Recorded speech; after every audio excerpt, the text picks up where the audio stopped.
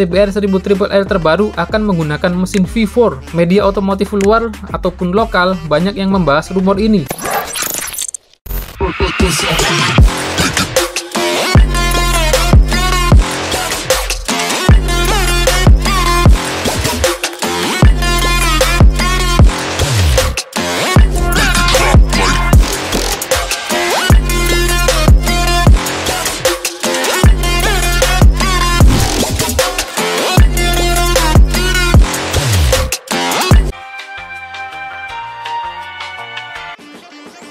Mungkin dalam kurun waktu 2 musim balap terakhir ini, dari musim 2020 dan 2021 adalah fase yang sulit bagi tim HRC Honda di dunia balapan aspal.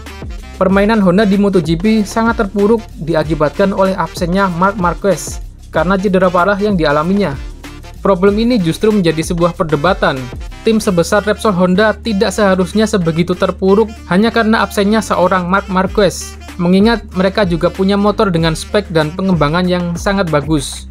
Bahkan di tahun 2020, mereka kalah dari tim satelitnya sendiri, yaitu tim LRC Honda, yang menempati posisi ke-10 klasemen. Sedangkan tim Repsol Honda malah terpental dari 10 besar dan hanya sanggup menempati posisi ke-14 dengan Alex Marquez.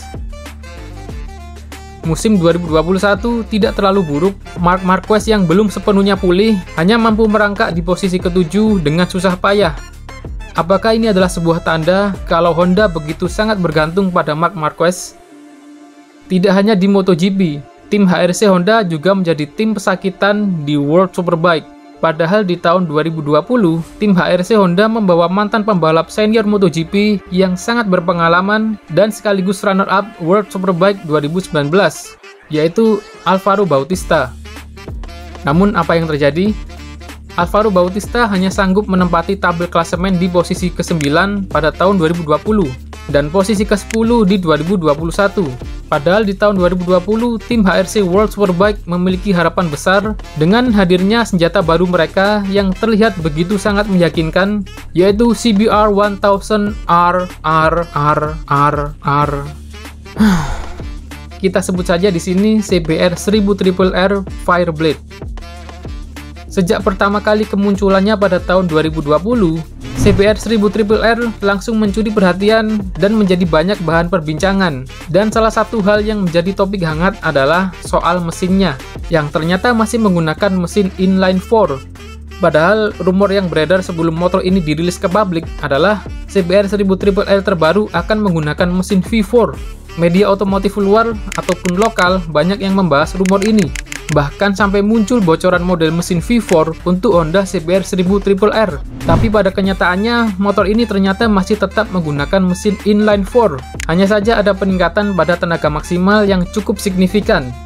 Lalu apa yang membuat Honda pada akhirnya memutuskan untuk tetap menggunakan mesin inline 4? Dari penelusuran yang saya dapat, pertanyaan ini sebenarnya pernah dijawab oleh petinggi Honda, yaitu Yuzuru Ishikawa, selaku The Large Project Leader Fireblade World Superbike, yang waktu itu melakukan sesi interview bersama reporter sekaligus jurnalis World Superbike, yaitu Gordon Ritchie, dan ini saya kutip via bikesportnews.com. Gordon Ritchie melontarkan sebuah pertanyaan yang isinya kurang lebih seperti ini. Ketika Anda memutuskan untuk datang ke World Superbike dengan motor baru, mengapa malah menjadi mesin inline 4 dan kenapa bukan V4? Semua orang selalu mengatakan bahwa V4 adalah mesin terbaik untuk balapan. Mungkin jika Anda bisa membuat RC30 atau RC45 dengan versi modern, dengan batas harga maksimum 40.000 euro, Anda mampu menjualnya. Apakah keputusan ini lebih karena alasan pemasaran atau alasan teknis? Lalu dijawab oleh Ishikawa, ini adalah sepenuhnya soal sudut pandang teknis. Mengapa kami memilih inline? Anda tahu kan, inline 4 dan V4 keduanya memiliki poin positif dan poin negatif. Inline 4 lebih mudah untuk menentukan tata letaknya dan menjaga ruang untuk beberapa komponen lain. Juga mencoba untuk membuat keseimbangan dengan mesin. Tentunya ini lebih baik daripada V4. Ishikawa juga menambahkan kalimat ini yang intinya adalah inline 4 mampu menciptakan kinerja mesin dengan keseimbangan terbaik. Jadi, poin yang bisa kita tangkap di sini adalah Honda sepertinya mengedepankan kemudahan dalam layouting mesin dan juga kestabilan mesin.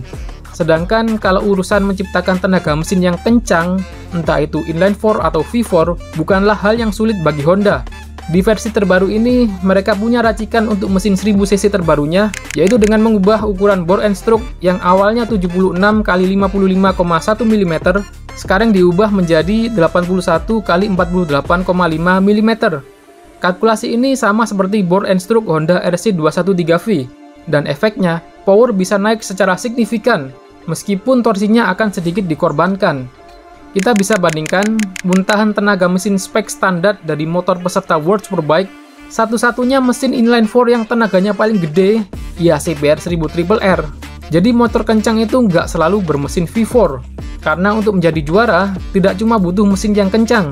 Banyak faktor lain yang mempengaruhi performa motor ketika di sirkuit, seperti sasis, sistem pengereman, perangkat elektronik dan kelistrikan, tipe ban, dan tentu saja faktor skill dari seorang pembalap, karena motor dan pembalap itu ibaratnya seperti sebuah jodoh yang tidak bisa dipisahkan. Lalu apakah tim HRC World Superbike belum menemukan pembalap yang cocok selayaknya RC213V dengan Marc Marquez? Mungkin, bisa jadi ya. Maka dari itu, di musim ini, tim HRC Honda mencoba untuk merombak kolaborasi ridernya, yaitu Alvaro Bautista dan Leon Haslam, dan menggantinya dengan kolaborasi Iker Lecuona, mantan pembalap MotoGP yang akan berduet dengan Xavi Vierge, mantan pembalap Moto2. Dan kedua pembalap ini akan dinahkodai oleh Leon Kemir sebagai manajer tim. Dan kabar baiknya, menurut Kemir, kedua pembalap ini bisa cepat beradaptasi dengan menggunakan CBR 1000 Triple R.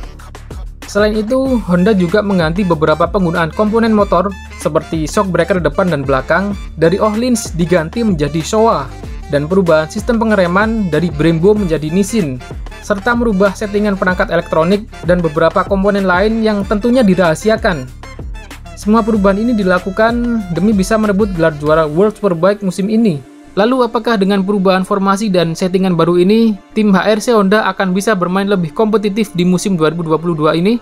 Ya, kita lihat aja nanti. Oke, itu adalah sedikit pembahasan kenapa CBR 1000 Triple R tidak menggunakan mesin V4. Kalau ada revisi atau kalian mau nambahin, jangan sungkan tulis di kolom komentar.